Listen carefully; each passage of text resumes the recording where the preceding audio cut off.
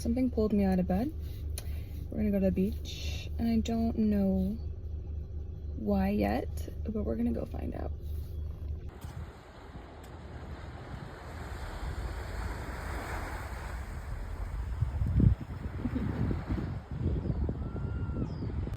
All right, we made it to the beautiful ocean.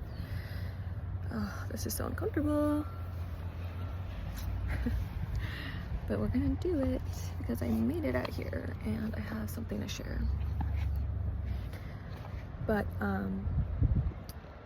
I've been on this healing journey since 2019, and it's been difficult. Healing is not easy. It requires a lot of work, and anyone who's done it and anyone who's in the process of doing it knows how difficult it can be.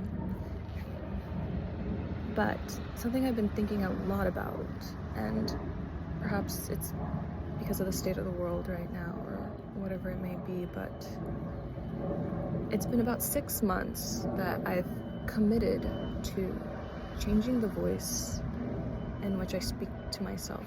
And not everyone has an aggressive or mean inner voice, but I happen to have a really mean one. In the sense where, I would make a mistake and I'd be like, God, Denise, you're an idiot. Like, you're so stupid. Like, how could you possibly, just berating myself. And to some degree, that does help you push to be a better person and to learn from your mistakes. But it's been about 6 months of me committing to being kind to myself. You're someone who's deserving of nurturing and love and care. And I've noticed that my mindset has changed drastically. Like, the progress that I've been able to make, the things that I've been able to let go, and the ways that I've been able to forgive myself and forgive others has just been exponentially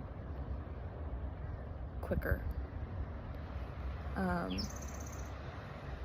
And I think a lot of people have that issue, and a lot of people don't want to admit it, but we do. We do this to ourselves. We are our worst critics, and we are very mean to ourselves a lot of the time.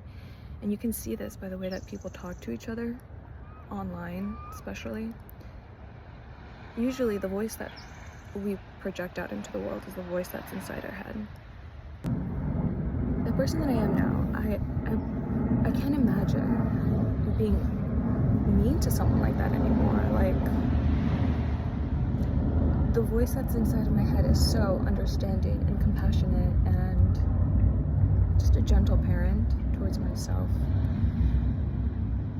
And I just also speak to other people in that way because I've learned to face myself with kindness and understanding and compassion, and it makes it easier to look at other people and be like, wow, like I know the pain that you're in, and I'm so sorry that you have such a hardened heart and you've had to build this armor that has made you unable to reach your empathy.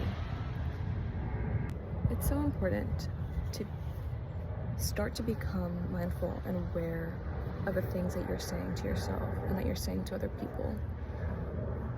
At the end of the day, you don't have control over anything, like nothing besides yourself. The only thing you have control over is your mind. Are you going to speak to yourself kindly? Are you going to speak to others kindly despite their reactions? You can't go around trying to control other people and what they say and what they believe. You can only control yourself, right? And it's important that you're taking care of your mind. Surround yourself with people who are also empathetic and kind and caring and understanding, because the voices around you also become the voices inside your head. And that's how it all started. Normally when we're unkind to ourselves, that's the voice we heard growing up. That was mom's voice, that was dad's voice, that was sister's voice, that was your friend's voice. And if you're around bullies, you're going to become a bully, because that is your normal, that is your baseline now.